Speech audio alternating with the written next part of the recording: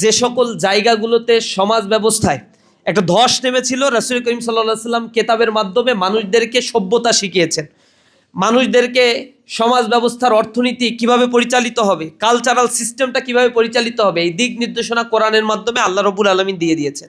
এখন মূল কথাটা হচ্ছে, কোরআনে যে নির্দেশনাগুলো দেয়া হয়েছে এটাকে complete and comprehensive code of life বলা হয়েছে। জীবনের সবচেয়ে উৎকৃষ্ট একটা জীবন বিধান মানুষের জন্য। এটা একটা ধর্ম না, ইসলামকে সো কল্ড রিলিজিয়ান বলা হয় না, এটাকে বলা হয় একটা ধর্ম, মানে জীবন ব্যবস্থা, complete and comprehensive code of life. অর্থাৎ একটা মানুষের জীবনের জন্ম থেকে মৃত্যু পর্যন্ত এবং মৃত্যুর পরে তার কি হবে, ব্যবহারিক জীবন, অর্থনৈতিক জীবন, কালচারাল জীবন, সব কিছু এই কোরআনের মধ্যে বর্ণনা করা হয়েছে। এবং এটাকে আল্লাহ রাব্বুল আলামিন একটা পরিপূর্ণ জীবন বিধান হিসেবে ঘোষণা করেছেন। আল ইয়াউমা আকমালতু লাকুম দীনাকুম ওয়া আতমামতু আলাইকুম নি'মাতি ওয়া রাদিতু লাকুমুল ইসলাম দীনান।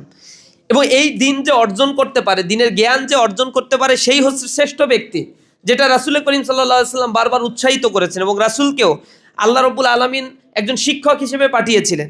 আল্লাহ রাসূল নিজেও বলতেন, ইন্নী বুইস্তু মুআল্লিমান, আমি প্রেরিত হয়েছি একজন মুআল্লিম হিসেবে, তোমাদেরকে দিন শিক্ষা দেওয়ার জন্য।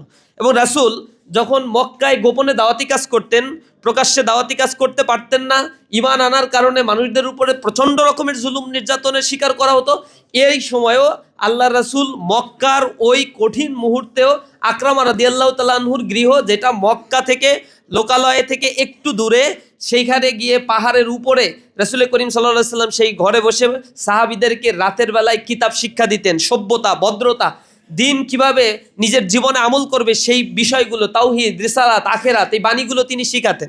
এটা রাসূলের একটা ডিউটি ছিল। এবং কোরআন শরীফে আল্লাহ রাব্বুল আলামিন মানুষদেরকে প্রথমত এই আয়াতগুলো নাজিল করেই তাদেরকে বলেছেন, তোমরা যদি সভ্য হতে চাও তাহলে ইকরা, পড়ো, তোমরা নিজেদের পড়ার মধ্যে নিয়ে আসো। RICL TMX, যুগের পর যুগ স্থাপনা থাকে মজবুত।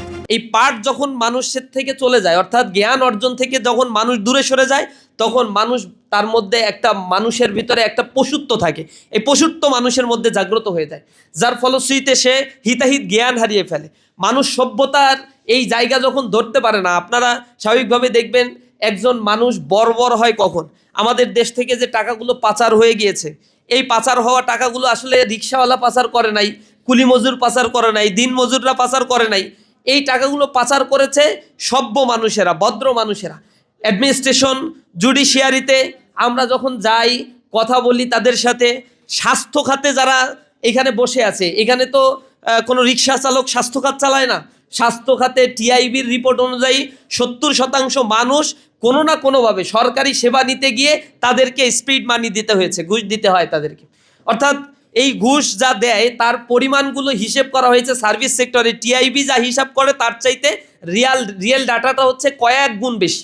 তারা বলেছে 10,000 কোটি টাকা এখানে শুধুমাত্র মানুষ সার্ভিস নিতে এসে সরকারি জায়গাগুলোতে ঘুষ দেয়, যেখানে মানুষের নিরাপত্তা থাকার কথা, যেখানে দুর্নীতি দমন করার জন্য একটা কমিশন করা হয়েছে, অ্যান্টি করাপশন কমিশন। মানে তথ্য বলে যে অ্যান্টি করাপশন কমিশনের যিনি প্রধান থাকেন তাকেও তো আবার তলব করা হয়, তার নামে মামলা ফাইলিং করা হয়।